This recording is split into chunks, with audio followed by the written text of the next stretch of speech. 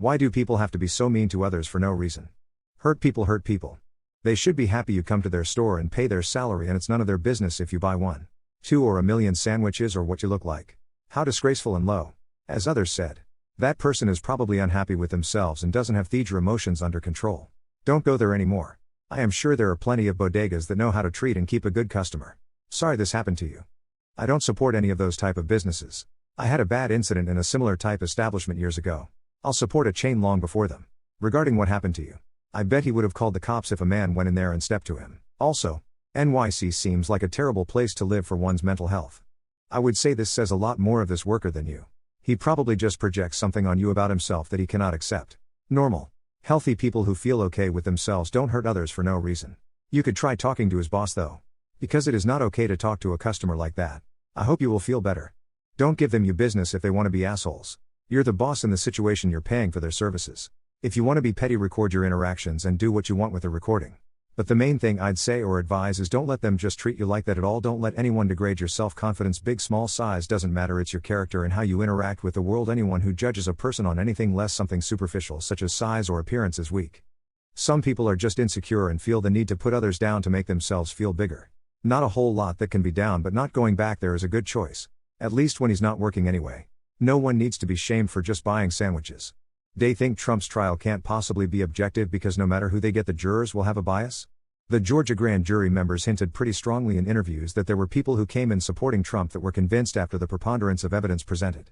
Remember, actual facts and documents will be presented in court that the jury will have to seriously consider for hours. It's not just entertainers yelling nonsense on Fox News for a few minutes. They don't even tell those lies in court because that gets you sent to jail. When citizens become jurors, it is their duty to put prejudices aside and judge the case. I was on a jury and thought the guy that I was judging was guilty as hell, but the state didn't prove to me that he was guilty with facts and evidence. I acquitted him without hesitation. I think New Yorkers are more than capable to judge this case on its merits, not whether or not they like the guy. I see your point. But there are people out there who really don't give a shit about Trump, whether he wins or loses, and will just look at the evidence given, which is what a juror is supposed to do. Even in jury selection they ask one major question: are you able to put aside your opinions to be fair and impartial? And quote. All of that being said, people could lie and lead to a mistrial or something. People these days are very influenced. Whichever side you're on or wherever you're from. What's the point? Election meddling. His polls are through the roof and even DeSantis knows it. Biden doesn't have a chance. I live in massive a blue area. Yet to meet a Biden fan. Before and after election.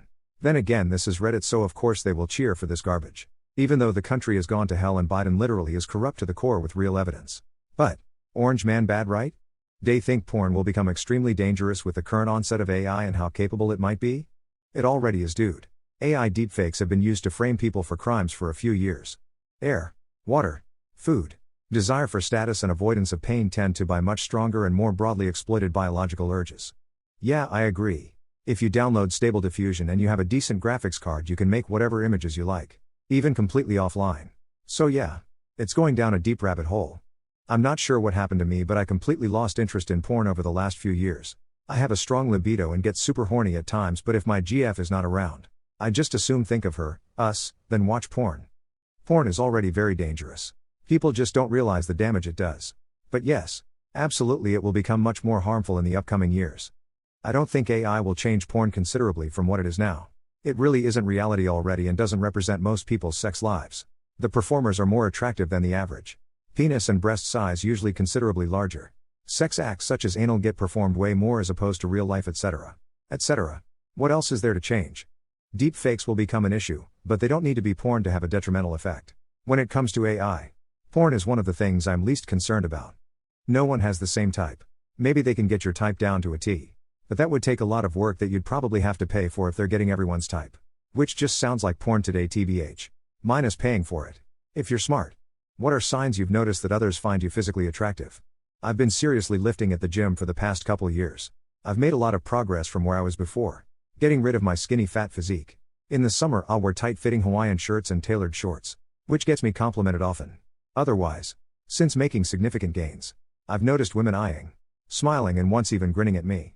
Otherwise, my clothing choices haven't really changed, but my physique certainly has. They find any excuse to touch you. They bend over in front of you and point their butt at you. They play with your hair. They make sexually suggestive comments toward you. They make eyes at you. They flash their bits at you. They spread their legs and point their vag at you. Grab your hand and make you feel their boobs. They snuggle into you and get your arm around your waist. Really, when a woman wants you, she makes it really fucking obvious. The real problem is when they do this stuff and you know they aren't available, i.e. their boyfriend is in the room, etc. Always struggled with that. A random unprovoked compliment while keeping eye contact is one that has clicked for me lately big time. Especially if they're using the compliment to strike up a conversation. I kinda grew up thinking girls were just really nice all the time. When I took this as a sign of attraction, within reason. A compliment doesn't equate attraction automatically. My dating endeavors improved exponentially and quite frankly I got laid more. Also in general, if you find wherever you go people are interested in your opinions, want to engage you in conversation, smile more around you, and are just kinder to you in general, you might be hot.